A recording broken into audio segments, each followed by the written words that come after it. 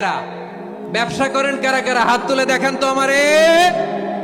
মাশাআল্লাহ, হাত নামান। ব্যবসায়ী ভাইয়েরা, অনেক অসাধু ব্যবসায়ী আছে রমজান আসলে নিত্য প্রয়োজনীয় পণ্যের মূল্য বৃদ্ধি করে দেয়।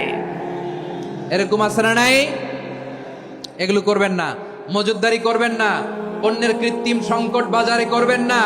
আপনি লাখ টাকা কামায়া ভাবছেন যে রোজাদারদের কষ্ট দিয়ে ধনী হবেন, এমন রোগ আল্লাহ আপনারে দিবে, কোটি টাকা দিয়েও আপনি হাসপাতালের বিল পরিশোধ করার ক্ষমতা আপনার হবে না।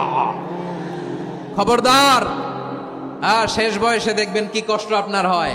আপনি রোজাদারদের কষ্ট দিয়েছেন, আল্লাহ আপনার সুখে রাখবে? আল্লাহর দোহাই লাগে আমার ব্যবসায়ী ভাইয়েরা এটা করবেন না। আরব বিশ্বে আমরা দেখেছি, আরব বিশ্বের ব্যবসায়ীরা সারা বছরে ব্যবসা করে, রমজানে ভর্তুকি দেয়।